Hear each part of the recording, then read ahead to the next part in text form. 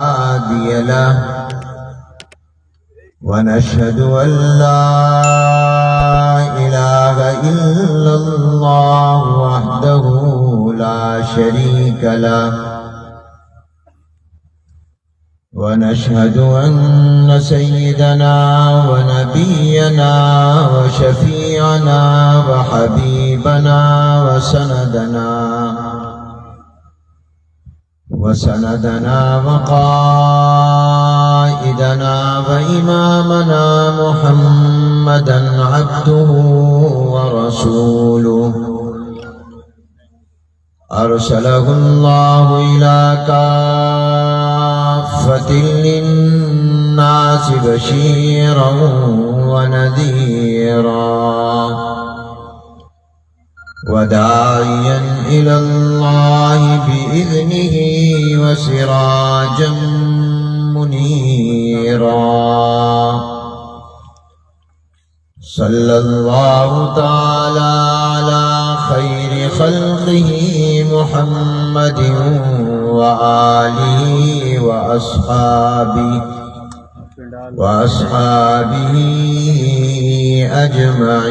أجمعين. أما بعد فأعوذ بالله من الشيطان الرجيم. بسم الله الرحمن الرحيم. اليوم أكملت لكم دينكم وأتممت عليكم نعمتي ورضيت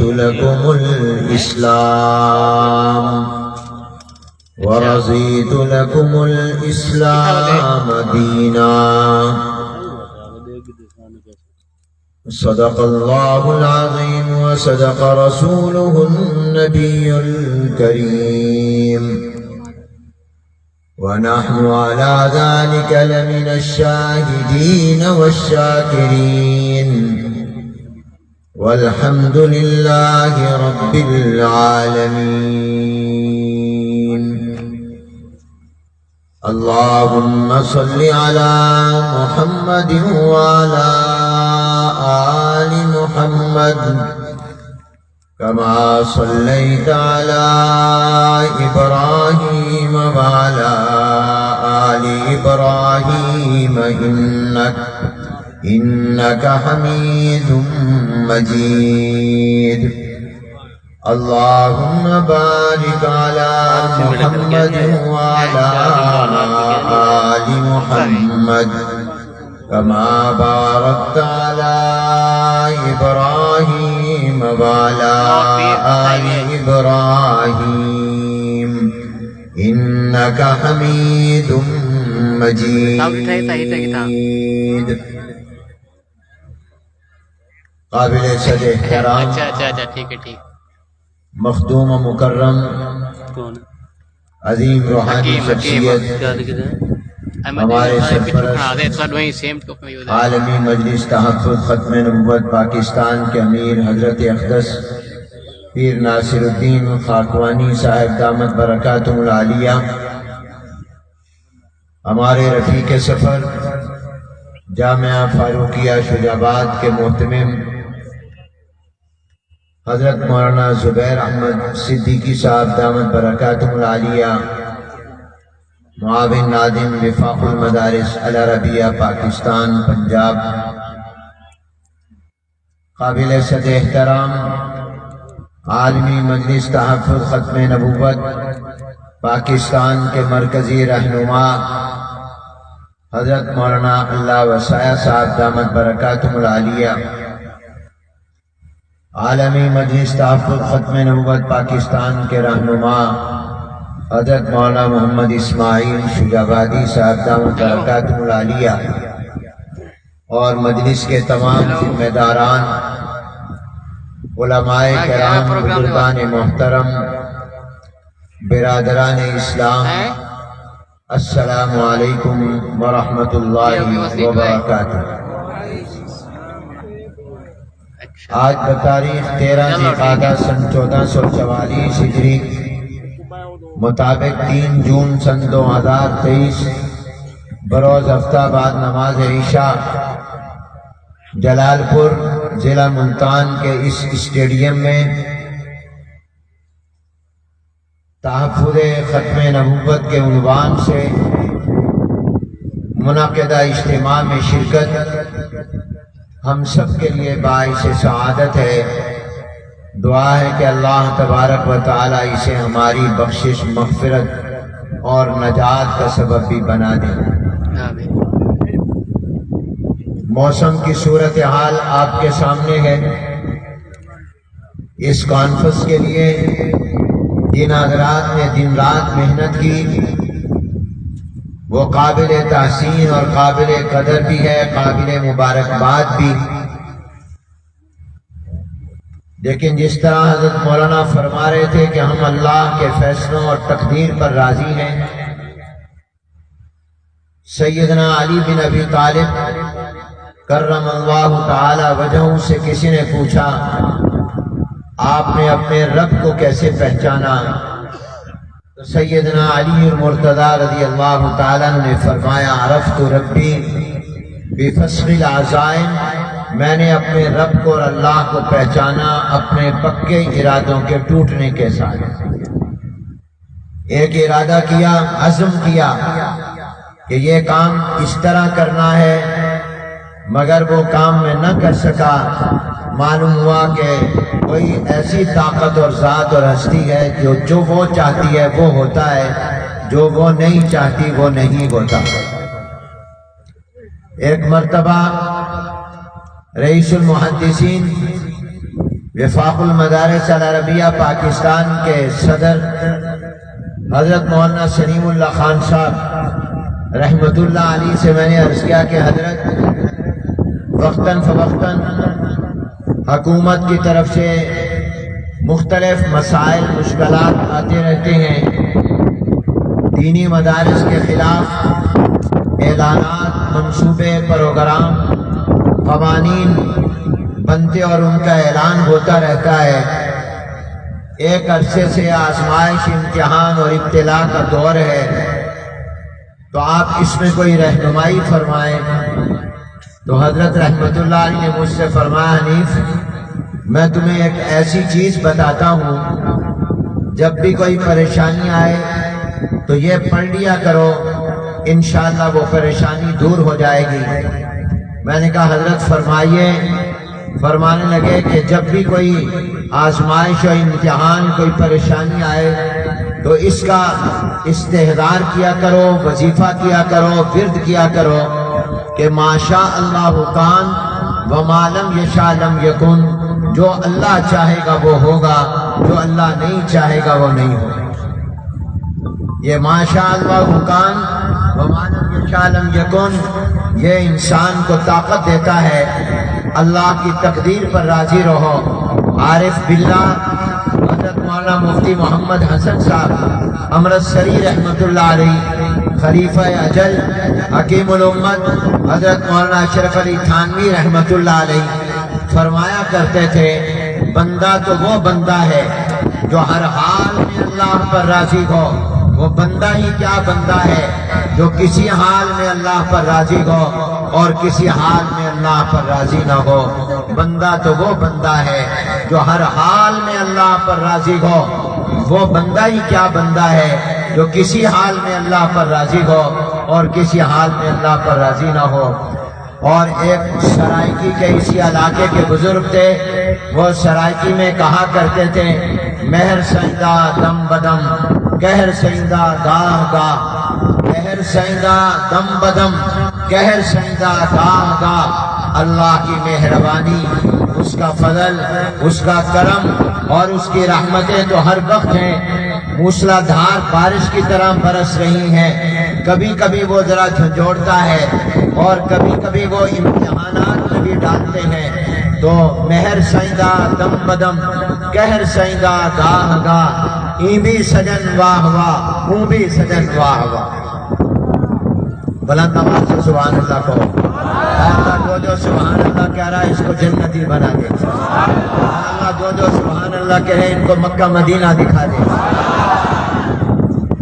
مہر سینگا مہر سینگا یہ بھی سجن واہ واہ وہ بھی سجن واہ واہ. تو آپ بھی اس وظیفے کو یاد کریں.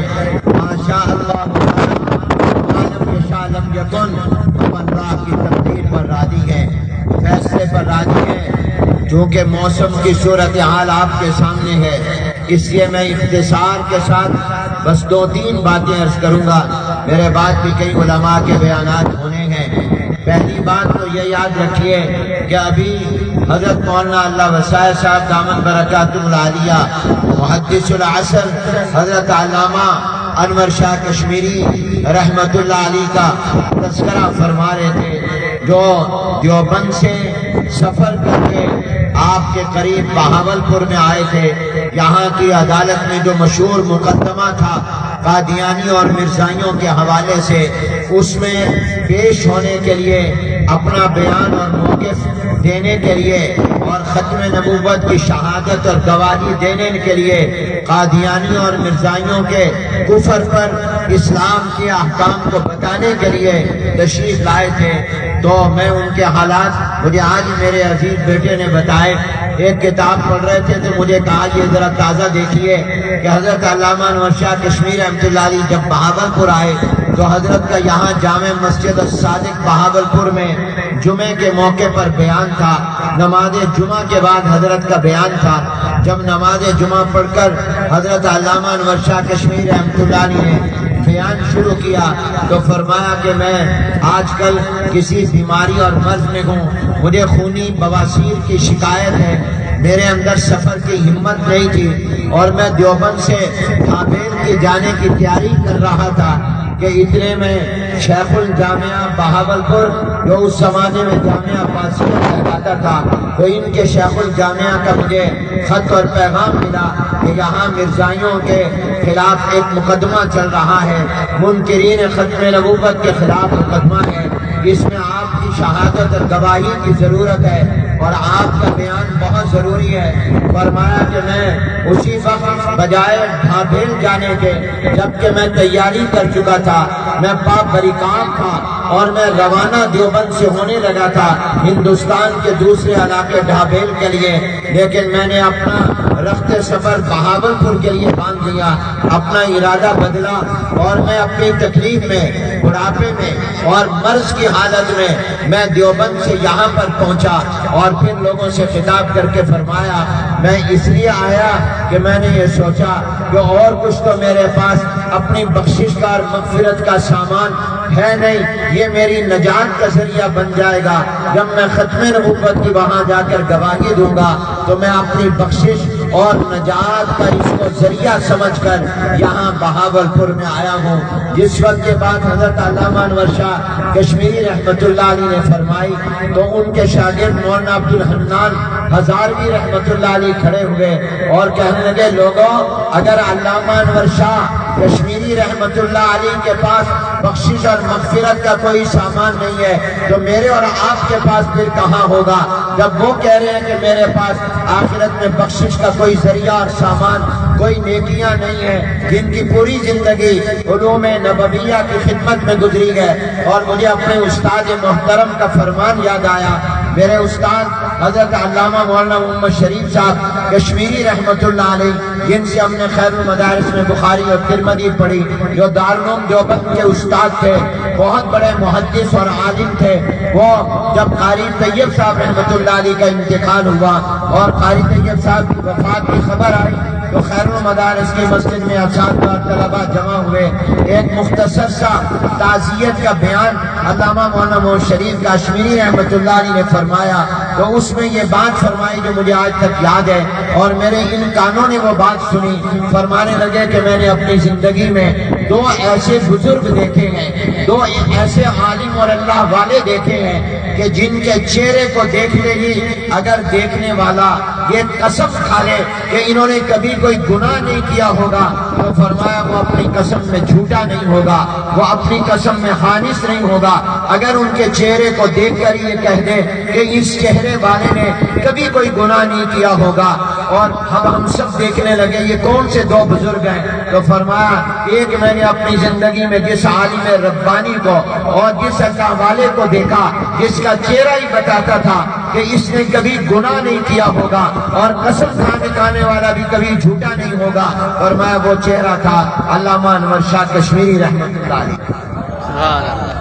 بلند آواز سے کہو سبحان اللہ۔ اور اللہ کا شکر ہے اللہ نے ہمیں ان اکابر سے جوڑا ہے، ان علماء سے جوڑا ہے۔ اور فرمایا اور دوسرے عالم جن کا چہرہ دیکھتے ہی دیکھنے والا اگر قسم کھا دے کہ اس نے کوئی گناہ نہیں کیا ہوگا، وہ دوسرا عالم کون میں نے دیکھا؟ تو فرمایا وہ دوسرا جو میں نے دیکھا وہ دارالعلوم دیوبند کے محتمم حضرت مولانا قاری محمد طیب صاحب رحمۃ اللہ علیہ۔ ان دونوں کا چہرہ دیکھتے ہی اگر یہ میرے استاد کا تاثر ہے تو یہ علامہ انور شاہ کشمیری رحمۃ اللہ علیہ جن کے بارے میں ایک اپنے دور کا عظیم محدث یہ کہہ رہا ہے، وہ فرما رہے ہیں کہ میں اس لیے دیوبند سے یہاں بہاولپور آیا ہوں کہ میرے پاس اور تو کوئی بخشش کا سامان ہے نہیں، اور تو میرے پاس کوئی نیکی ایسی ہے نہیں جو میری آخرت میں نجات کا ذریعہ بن جائے۔ میں اس نیکی کے لیے آیا ہوں کہ ختم نبوت کی گواہی دوں گا، عدالت میں جا کر حضور علیہ السلام کے آخری نبی ہونے کے بارے میں میں وہاں پر اپنا موقف اور بیان ریکارڈ کراؤں گا، میں علامہ انور شاہ کشمیری کی بخشش ہو جائے گی۔ اور پھر کیا فرمایا؟ مولانا عبدالرحمن ہزاروی رحمت اللہ علیہ جو ان کے شاگرد تھے، انہوں نے کہا یہ علامہ انور شاہ کشمیری رحمت اللہ علیہ کے پاس اگر بخشش کا سامان کوئی نہیں تو ہمارے پاس کہاں ہوگا؟ اور حضرت کی تعلیم میں کچھ باتیں کی۔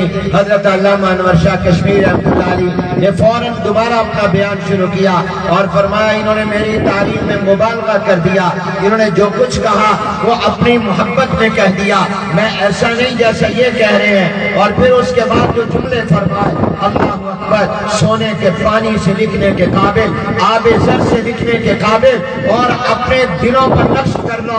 اور فرمانے سے کہ میں یہاں پر ختم نبوت کے حق میں جو بیان دینے کے لیے آیا ہوں، حضور کے آخری نبی اور پیغمبر ہونے والے مقدمے کے حوالے سے جو بطور گواہ اور شہادت کے لیے آیا ہوں، وہ اس لیے آیا ہوں کہ میں اپنے نبی کا جانبدار بن کر آیا ہوں۔ سبحان اللہ، بلند آواز سے کہو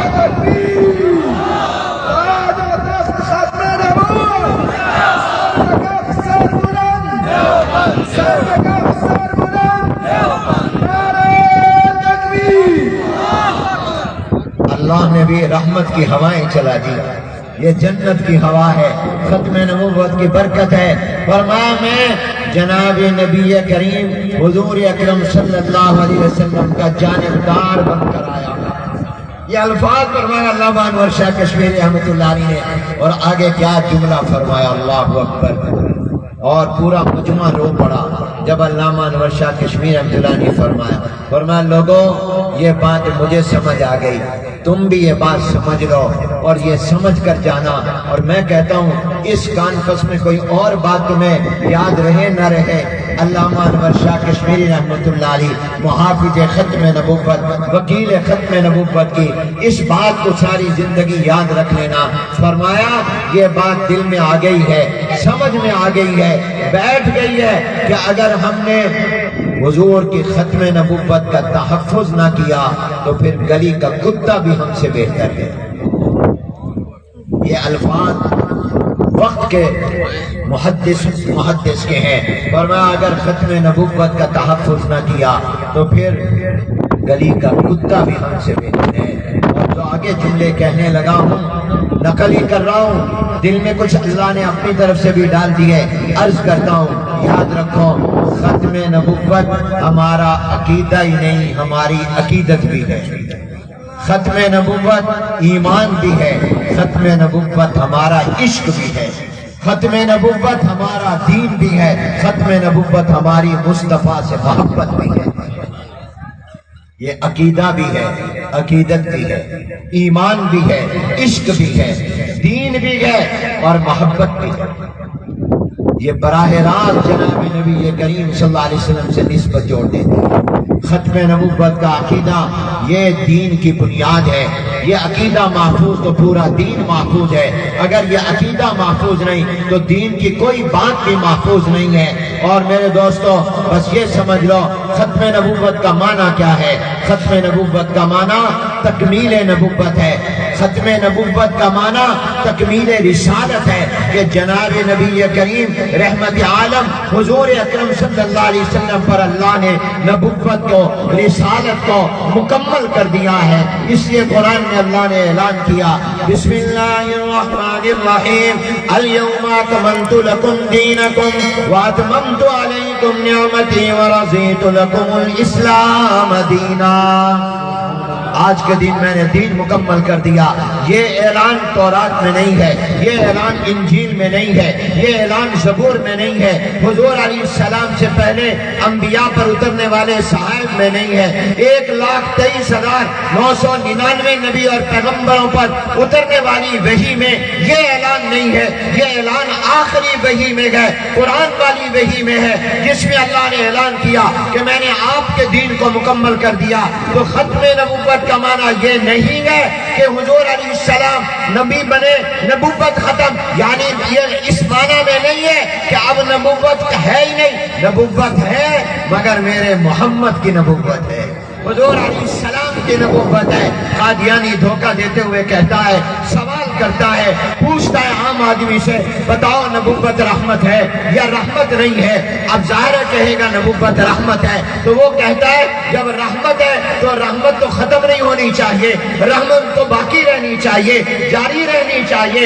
جب نبوت رحمت ہے, جب رسالت رحمت ہے, اللہ کی نعمت ہے, اللہ کا عطیہ ہے, تو پھر ختم ہو گیا تو اس کا معنی رحمت ختم ہو گئی, اس کا معنی نعمت ختم ہو گئی. یہ دھوکہ دے گا عام آدمی کو. آپ نے دھوکے میں نہیں آنا, آپ نے جواب میں کہنا ہے کہ نبوت رحمت ہے اور سب سے بڑی رحمت حضور علیہ السلام کو اللہ نے جو نبوت دی وہ رحمت ہے, اور میرے محمد کی رحمت ختم نہیں ہوئی, اب تک باقی ہے, قیامت تک باقی رہے گی, عالم برزخ میں بھی باقی رہے گی, عالم آخرت میں بھی باقی رہے گی. نعرہ تکبیر, تاج و تخت ختم نبوت, عصمت رسالت, عصمت صحابہ, عصمت صحابہ, نعرہ تکبیر. ایک دن میں مدینہ منورہ میں مسجد نبوی میں حضور اکرم صلی اللہ علیہ وسلم کے روضہ مبارک پر صلاۃ و سلام پیش کر کے نکل رہا تھا. اللہ آپ کو مجھے سب کو بار بار مدینہ منورہ لے جائے, مدینہ پاک لے جائے. مدینہ منورہ کی محبت ہر مسلمان کے دل میں ہے, اور وہ محبت دنیا کے تمام شہروں سے زیادہ ہے, بلکہ مکہ المکرمہ سے بھی زیادہ ہے.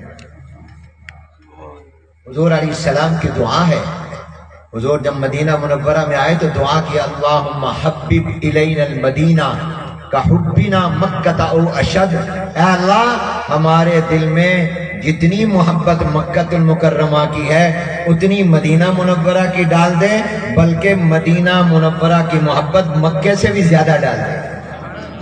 یہ حضور علیہ السلام کی دعا ہے, اور حضور علیہ السلام کی دعا اللہ رد نہیں کرتے, ہر دعا قبول فرماتے ہیں. حضور کی دعا کی برکت ہے کہ آج مسلمان کے دل میں مکہ المکرمہ کی بھی محبت ہے, مگر مدینہ پاک کی محبت مکہ سے بھی زیادہ ہے. سچی بات ہے یا نہیں؟ ذرا اپنے دل سے پوچھو, ٹٹولو اپنے دل کو. ہمارے استاد تھے نا یہ علامہ محمد شریف صاحب کشمیر رحمۃ اللہ علیہ, رمضان المبارک میں اکثر پورا مہینہ حرمین میں گزارتے, اخیر عمر میں عمرے کے لیے جاتے تھے, لیکن یہ زیادہ مدینہ منورہ میں رہتے تھے. ہمارے استاد حضرت مولانا صدیق صاحب رحمۃ اللہ علیہ بھی ساتھ ہوتے تھے. ایک آدھ دفعہ میں بھی ساتھ گیا تو یہ وقت زیادہ مدینہ پاک میں گزارتے تھے. ہر جمعرات کو مدینہ پاک سے مکہ پاک جاتے, وہاں جا کے جمعے کی رات میں عمرہ کرتے, جمعہ حرم شریف میں پڑھتے, اگلی رات کی تراویح پڑھتے, پڑھ کر پھر مدینے روانہ ہو جاتے. جب جاتے 2 دن 3 دن مکہ المکرمہ رہتے, پھر مدینہ آ جاتے. واپسی پر 2-3 دن مکہ رہتے, واپس آ جاتے. زیادہ وقت جو گزارتے ہیں مہینے کا اکثر حصہ مدینہ منورہ میں گزارتے. تو ایک دن کسی نے پوچھا حضرت آپ مکے میں تھوڑا رہتے ہیں مدینے میں زیادہ رہتے ہیں، اس کی کیا وجہ ہے؟ کہنے لگے مکے میں جس ذات اور ہستی کا گھر ہے وہ ملتان میں بھی مل جاتی ہے، مدینے میں جس کا گھر ہے وہ مدینے میں ہی ہے، اس لیے میں ان کے قدموں میں وقت گزارتا ہوں۔ حاضر ناظر کا مسئلہ حل کر دیا۔ شیخ الاسلام مولانا مفتی محمد تقی عثمانی صاحب دامت برکاتہ العالیہ نے اپنی بخاری شریف کے تقریر میں یہ واقعہ لکھا ہے کہ حضرت رابعہ بصریہ رحمت اللہ علیہ کو خواب میں اللہ کا دیدار ہوا۔ تو رابعہ بصریہ رحمت اللہ علیہ جو عابدہ زاہدہ بڑی نیک خاتون تھی، تو انہوں نے اللہ کی جب زیارت ہوئی خواب میں تو کہا اللہ میرے دل میں آپ کی محبت ہے اور بہت محبت ہے، میں آپ سے کرتی ہوں، آپ میرے رب ہیں، میرے خالق ہیں، معبود ہیں، مسجود ہیں، راتوں کو اٹھ کر عبادت کرتی ہوں، تہجد پڑھتی ہوں، روتی ہوں آپ کی بارگاہ میں، آپ کو مناتی ہوں، اور میں آپ کی دن رات عبادت کرتی رہتی ہوں اور میرے دل میں آپ کی محبت ہے، لیکن میرے دل میں آپ کے نبی حضور علیہ السلام کی بھی محبت ہے، مگر کبھی کبھی مجھے یوں لگتا ہے کہ اللہ آپ کی محبت سے بھی زیادہ میرے دل میں حضور اکرم صلی اللہ علیہ وسلم کی محبت ہے، تو کہیں اس سے میرا ایمان تو نہیں خطرے میں پڑ گیا؟ اس لیے کہ آپ رب ہیں، وہ میرے نبی ہیں، آپ خالق ہیں، وہ مخلوق ہیں، آپ معبود ہیں، وہ عابد ہیں، وہ محبوب ہیں، آپ معبود ہیں، آپ کی محبت زیادہ ہونی چاہیے، لیکن مجھے یوں لگتا ہے کبھی کبھی کہ میرے دل میں حضور اکرم صلی اللہ علیہ وسلم کی محبت اللہ کی محبت سے زیادہ ہے، تو اللہ کہیں میرا ایمان تو نہیں کمزور یا ختم تو نہیں ہو گیا؟ تو حضرت نے یہ واقعہ نقل کیا تو اللہ نے جواب میں فرمایا رابعہ پریشان نہ ہونا، بالکل نہ گھبرا، کچھ نہیں، تیرا ایمان بڑا مضبوط ہے، تو گھبرا نہیں کہ تیرے دل میں حضور کی محبت، میرے نبی کی محبت زیادہ، میری محبت کم، اس لیے کہ میرے محمد کی محبت بھی میری محبت ہے، حضور علیہ السلام کی محبت بھی میری محبت ہی ہے، یہ دو محبتیں نہیں ہیں، یہ ایک ہی محبت ہے، جناب نبی کریم حضور اکرم صلی اللہ علیہ وسلم کی محبت بھی اللہ کی محبت ہے۔ کیوں؟ جو تم حضور سے محبت کرتی ہو تو اس لیے کرتی ہو نا کہ وہ میرے محبوب ہیں اور میرے نبی اور پیغمبر ہیں، میں نے ان کو چنا ہے، میں نے ان کو منتخب کیا ہے، ان سے محبت بھی تو میری وجہ سے ہی ہے، اس لیے میرے محمد کی محبت بھی میری محبت ہے۔ تو حضور اکرم صلی اللہ علیہ وسلم کی محبت آپ کو یہاں لائی ہے، اور ختم نبوت یہ براہ راست ختم نبوت میں کام کرنے والے کیا تعلق جوڑ دیتے ہیں حضور علیہ السلام کے ساتھ۔ جناب نبی کریم رحمت عالم حضور اکرم صلی اللہ علیہ وسلم کے ساتھ، تو میں یہ عرض کر رہا تھا کہ ختم نبوت کا معنی تو میں بتا یہ رہا تھا کہ میں مدینہ منورہ میں مسجد نبوی میں روضہ مبارک پر صلاۃ و سلام پڑھ کر نکل رہا تھا۔ غالباً رمضان کا مہینہ تھا، رمضان میں بہت لوگ وہاں جاتے ہیں، میں کہا کرتا ہوں یہ نہ کہا کرو حرمین شریفین میں رش بہت ہے، لوگ کہتے ہیں آج کل رش کا کیا حال ہے، کتنا کا رش ہے، بڑا رش تھا، میں نے کہا یہ نہ کہا کرو، یہ کہا کرو مدینہ منورہ میں رونق خوب ہے، رش نہ کہا کرو، رونق کہا کرو، وہاں ادب کا مقام ہے۔ ایک مرتبہ میں نے مسجد نبوی میں حضرت مفتی محمد تقی صاحب دامت برکاتہ سے ملاقات ہو گئی مسجد نبوی میں مدینہ پاک میں، تو میں نے سلام کے بعد پوچھا حضرت آپ مدینہ منورہ میں کب تشریف لائے؟ بڑوں سے آدمی اسی طرح پوچھتا ہے نا، بزرگوں سے ادب۔ میں نے کہا حضرت آپ مدینہ منورہ میں کب تشریف لائے؟ کہنے لگے حنیف مدینہ منورہ میں حاضری ہوتی ہے، تشریف آوری نہیں ہوتی، حاضری ہوتی ہے، تشریف آوری نہیں ہوتی، یہ ادب کی جگہ ہے، حضور کے قدموں میں آئے ہیں، یہاں تو حاضری دینے آئے ہیں، یہاں تشریف آوری نہیں ہے۔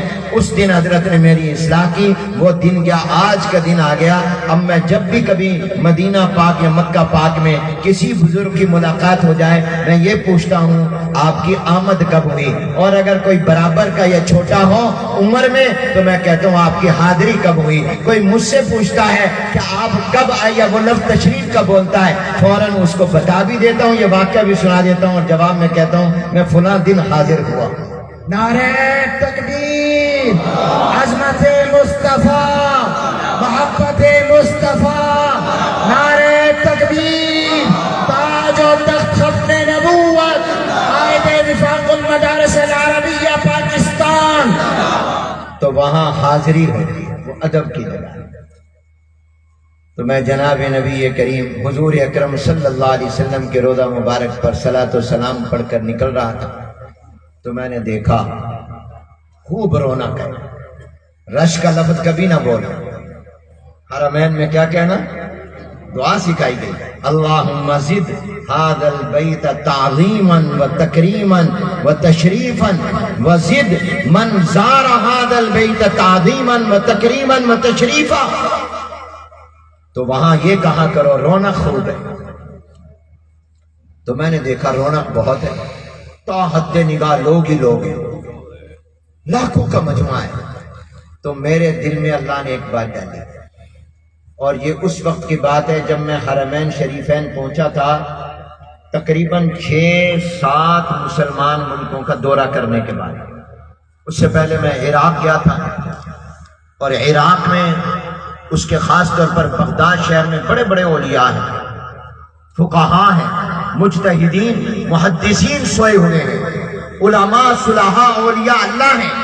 بغداد میں امام اعظم ابو حنیفہ رحمۃ اللہ علیہ آرام کر رہے ہیں، وہاں ان کی قبر ہے۔ امام ابو یوسف رحمۃ اللہ علیہ وہاں ہے۔ جنید بغدادی، معروف کرنیخی، سری سقطی رحمہ اللہ، شیخ عبد القادر جیلانی رحمۃ اللہ علیہ، امام موسیٰ کاظم رحمۃ اللہ علیہ، بڑے بڑے اکابر وہاں پر ہیں، اور کئی صحابہ کی قبریں بھی ہیں۔ میں ان کے مزارات پر حاضر ہوا، وہاں سے کویت گیا، وہاں سے اردن گیا، وہاں سے مصر گیا، پھر اس کے بعد حرمین شریفین پہنچا، تو بہت سے ملکوں سے ہو کر آ رہا تھا، وہاں کئی اکابر کی قبروں پر، مزارات پر بھی گیا، کئی پیغمبروں کی قبروں پر بھی گیا۔ حضرت یوشع بن نون علیہ السلام کی قبر پر حاضر ہوا بغداد کے اندر، اور ایسے کئی صحابہ کرام کی قبور پر حاضری ہوئی۔ لیکن جب میں مدینہ منورہ میں آیا، حضور کے روضہ مبارک پر صلاۃ و سلام پیش کر کے باہر نکل رہا تھا، میرے دل میں خیال آیا، اور وہ خیال یہ آیا کہ دنیا میں کسی نبی اور پیغمبر کے قبر پر اتنا مجمع اور رونق نہیں ہے جتنا حضور اکرم صلی اللہ علیہ وسلم کے روضہ مبارک پر ہے۔ نعرہ تکبیر، تاج و تخت ختم نبوت، عظمت مصطفیٰ، شان مصطفیٰ، نعرہ تکبیر۔ بلکہ انبیاء علیہ السلام کی قبروں کے بارے میں یقین سے کہہ ہی نہیں سکتے کہ وہ کہاں پر دفن ہے۔ ہم بغداد میں گئے ایک قبرستان میں، تو وہاں کے میزبانوں نے کہا یہ ایک پیغمبر حضرت یوشع بن نون علیہ السلام کی قبر ہے، آپ یہاں بھی حاضری دے دیں، فاتحہ پڑھ لیں۔ ہم حاضر ہوئے۔ اس کے بعد اردن گئے، تو اردن میں جب گئے تو عمان گئے، تو وہاں پر ایک قبرستان میں وہ لے گئے، اور وہاں کے میزبانوں نے کہا یہ ایک پیغمبر کی قبر ہے، آپ یہاں بھی حاضری دے لیں۔ ہم نے کہا یہ کن کی؟ کہا حضرت یوشع بن نون علیہ السلام کی۔ ہم نے کہا بھی ابھی تو ہم بغداد میں ان کی قبر پر حاضری دے کر آئے ہیں، تو یہ بغداد میں ہے یا یہاں پر ہے؟ وہاں دفن ہے یا یہاں دفن ہے؟ وہاں آرام فرما ہے یا یہاں؟ تو انہوں نے کہا ایک قول یہ ہے کہ وہاں ہے، ایک قول یہ ہے کہ یہاں ہے۔ تو یقین تو نہ ہوا۔ کتنے انبیاء کا پتہ ہی نہیں کہ وہ کہاں آرام فرما ہے، جن کے بارے میں ہے وہ بھی یقین سے نہیں کہا جا سکتا، اور اگر کہیں یقین سے پتہ بھی ہے وہاں اتنا رونق اور اتنا لوگوں کا ہجوم نہیں ہے۔ مگر آمنہ کے لال تاجدار مدینہ حضور اکرم صلی اللہ علیہ وآلہ وسلم کے بارے میں یقینی قطعی 100% پتہ، 100% کہ آپ مدینہ پاک میں ہیں، گنبد خضرا میں آرام کر رہے ہیں، آپ یہاں پر اپنے روضہ مبارک میں آرام فرما ہیں، اس میں کوئی شک بھی نہیں ہے، کوئی دو رائے بھی نہیں ہے، یقینی طور پر پتہ ہے کہ آپ یہاں پر آرام فرما ہیں۔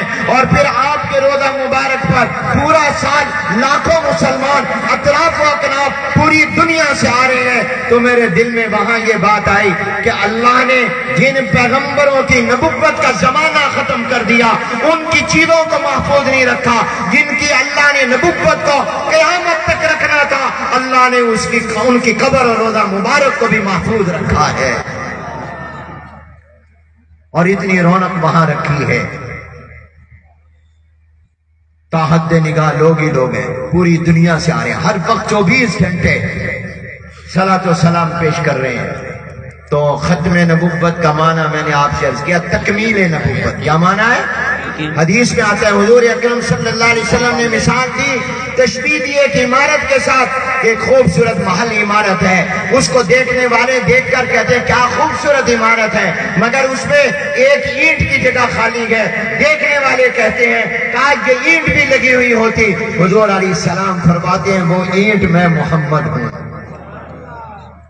تو جب نبوت کا محل مکمل ہو گیا، اب کسی اور اینٹ کی ضرورت ہی نہیں ہے۔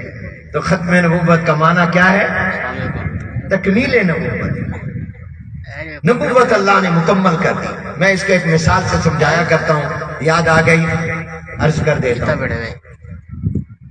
یہ مدینہ منورہ کے چھوٹے چھوٹے بچوں نے بھی ہمیں یہ بات سمجھائی، ان کو بھی پتا تھا ختم نبوت کا۔ حضور صلی اللہ علیہ وسلم جب ہجرت کر کے مدینہ منورہ آئے تو مدینہ منورہ کے بچے اور بچیاں چھوٹے چھوٹے مدینہ طیبہ سے باہر جناب نبی کریم صلی اللہ علیہ وسلم کے استقبال کے لیے جمع۔ سنیت الوداع ایک گھاٹی وادی تھی پہاڑوں کے درمیان، وہاں سے حضور اکرم صلی اللہ علیہ وسلم کی سواری نمودار ہوئی۔ تو فوراً مدینہ منورہ کے بچوں بچیوں نے کہا طلع البدر علینا من سنیت الوداع، آج تو مدینہ منورہ میں 14ویں رات کا چاند آ گیا۔ جناب نبی کریم صلی اللہ علیہ وسلم کے چہرہ انور پر، چہرہ نبوت پر نظر پڑی تو مدینہ منورہ کے بچوں نے کہا طلع البدر علینا، آج تو مدینہ منورہ میں 14ویں رات کا چاند آ گیا۔ میں سوچنے لگا بطور طالب علم کہ انہوں نے حضور اکرم صلی اللہ علیہ وآلہ وسلم کے چہرہ انور کو چاند کے ساتھ تشبیہ دی ہے۔ چاند کے لیے تو عربی زبان میں 3 لفظ آتے ہیں، ہلال اس کا معنی بھی چاند ہے، قمر اس کا معنی بھی چاند ہے، بدر اس کا معنی بھی چاند ہے۔ ان بچوں نے یہ کیوں نہیں کہا طلع الہلال علینا، آج مدینہ منورہ میں ہلال آ گیا؟ یہ کیوں نہیں کہا طلع القمر علینا، قمر آ گیا؟ یہ کیوں کہا طلع البدر علینا، بدر آ گیا؟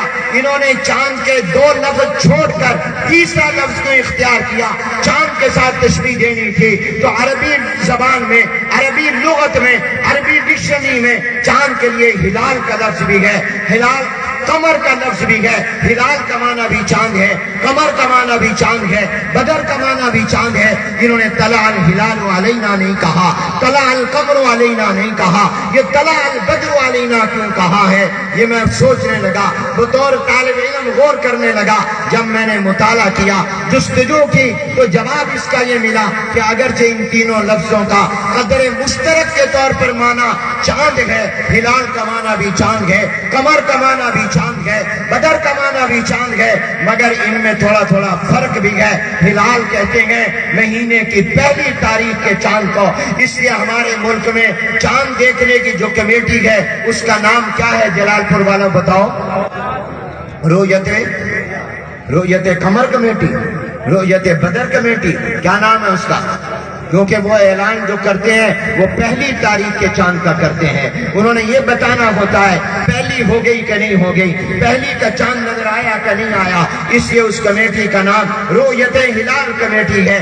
پہلی تاریخ کے چاند کو عربی زبان میں ہلال کہتے ہیں، پھر دوسری، تیسری، چوتھی، پانچویں، ایک آگے جتنی راتیں آتی جائیں گی، 13ویں رات تک کے چاند کو عربی زبان میں قمر کہتے ہیں، اور 14ویں رات کے چاند کو عربی زبان میں بدر کہتے ہیں۔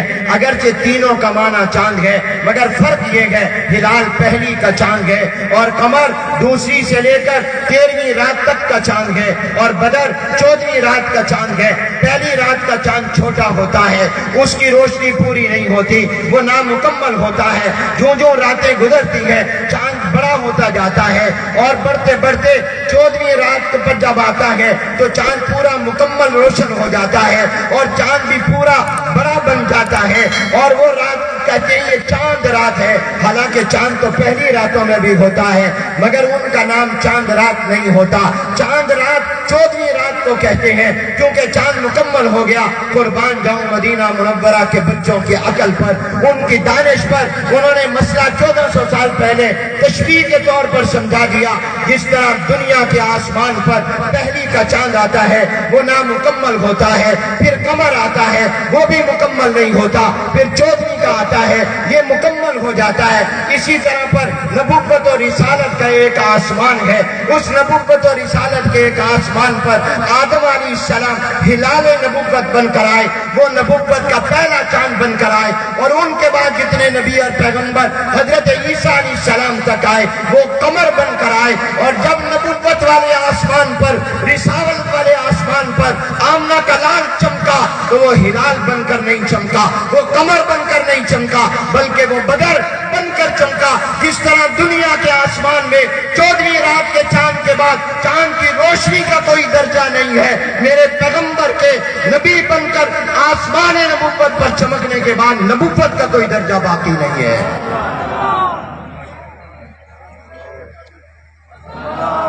یہ معنی ہے تکمیل نبوت کا, یہ معنی ہے تکمیل رسالت کا. جس طرح 14ویں رات کے چاند جب ہوتا ہے اس رات کو چاند رات کہتے ہیں, تو اصل میں نبی کہلانے کے حقدار ہیں ہی حضور اکرم صلی اللہ علیہ وسلم. نبوت اور رسالت انہی کی برکت سے ہے, سب کو ملی بھی انہی کے صدقے اور توفیل میں ہے. تو بس میں نے اتنا ہی عرض کرنا تھا کہ یاد رکھنا ختم نبوت کا معنی کیا ہے. بولو بولو, ختم نبوت کا معنی کیا ہے؟ تکمیل نبوت, کہ آپ پر اللہ نے نبوت کو مکمل کر دیا تو کسی کی کوئی گنجائش نہیں. اللہ ہم سب کو ختم نبوت کا چوکیدار بنائے, ختم نبوت کا محافظ بنائے, ختم نبوت کا پہرے دار بنائے. اور آخر میں اس بات پر ختم کرتا ہوں, ختم نبوت کا عقیدہ ہمارے دین کا محافظ ہے, ہمارے ایمان کا محافظ ہے, ہمارے اسلام کا محافظ ہے. یہ عقیدہ ہو تو ہمارا دین محفوظ ہے, ہمارا ایمان محفوظ ہے, ہمارا عقیدہ محفوظ ہے. یہ عقیدہ ہمارے دین کا, اسلام کا, ایمان کا محافظ ہے, اور ہم بھی اس عقیدے کے محافظ بنے. وآخر دعوانا